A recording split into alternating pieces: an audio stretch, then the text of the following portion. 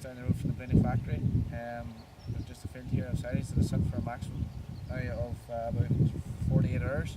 And as you can see, the top of the sward itself is very dry, and the likes of the bottom there is still quite wet. The idea behind our Blaney SwathAir is that instead of making use of the sun, which we all know is very limited, we're trying to make use of the wind, and instead of spreading it all out like the tire and rake idea, the SwathAir runs through it. There's one pass system.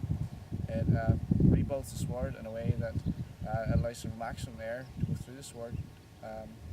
As we all know, poor management accounts for 10 to 40% of the losses in silage making, so it's a very important factor to remember. It's key for preventing your losses and reducing your input costs. Your effluent accounts for 30% of your losses on your nutrients. Okay, so we're just actually going to check the moisture content then of the grass. As I said earlier there, the sward itself is very dry on the top, as we can see visually, and if you dig back down in there deep, it's actually quite wet underneath the grass itself. If we take a wee look here just at the moisture meter itself. So you see at the bottom it actually is 22, it's averaging 20% moisture. If we take something off the top then, it should read a much lower level of moisture. Yeah, and as we can see it's reading 14%. As we can see then, the grass itself, leaving it untreated, is resulting in an uneven drying. The idea behind the Blaney SwathAir is that we get a more consistent drying and a faster wilt, getting it closer to the 30% dry matter inside the 48 hours.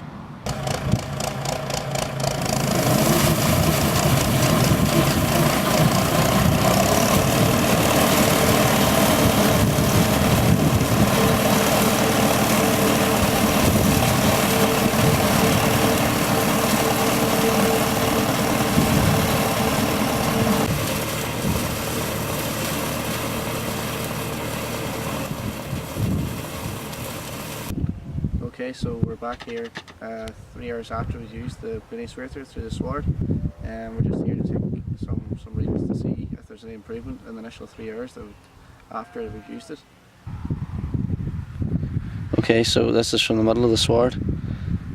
Yeah, so even here after the first 3 hours we see an 8% the level of moisture in the sward, and that's coming from even the middle, so that's not the layer that's directly in contact with the sun all the time. Again, which highlights the features of the SwathAir, that we're drawing the air in, and it's the air that's doing the drying, it's not actually the sun.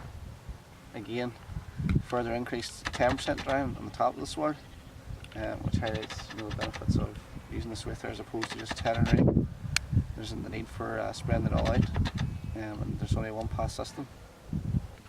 Okay, this is a sample from the middle of the sward and the unswathed.